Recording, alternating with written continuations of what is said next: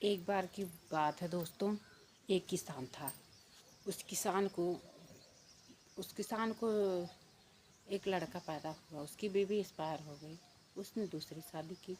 दूसरी शादी कर करके उसने जो है, जब दूसरी शादी की तो उसको खुद ही परेशानी आ गई। वो खुद ही एक्सपायर हो गया। जब एक्सपायर होने लगा, उसकी तबीयत ज़्यादा बिगड़ने लगी, तो उसने दूसरी बीवी से अपने कहा कि मेरे पास एक बच्चा है, मैं उस बच्चे को तुम्हें देता हूँ।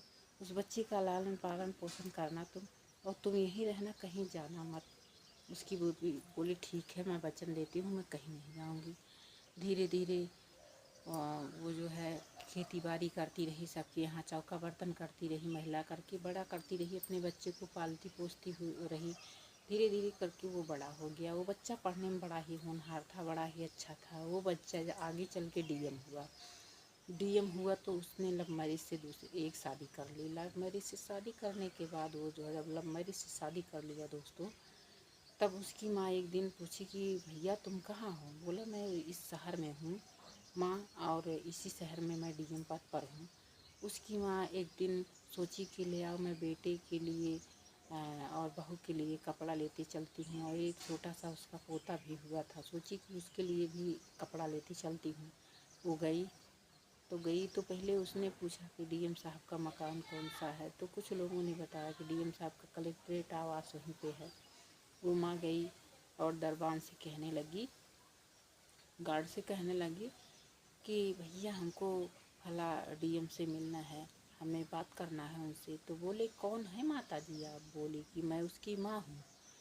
तो जा कर के वो कहा ठीक है माता जी जाइए। वो गई अपने बेटे के पास, तो उसका बेटा उसको पहचानने से इनकार कर दिया बीवी के चक्कर में, चूँकि बीवी के बड़े घर की थी। तो बीवी के चक्कर में उसका बच्चा पहचानने से उसको इनकार कर दिया। बोला पता नहीं कौन सी भिखारन है ये, हमारी माँ नहीं है ये। हमारी माँ तो बहुत बड़े मकान में रहती है, बहुत बड़े घर का लड़का मैं हूँ, हमारी माँ ये नहीं है। माँ रोते रोते आई और उसी गार्ड से कहने लगी कि बेटा एक तो हमको खत लिख दो, और ये खत ले जाके अपने डीएम साहब को दे देना। वो गार्ड माँ जी का एक खत लिखा और माँ जी चले गए वहाँ से।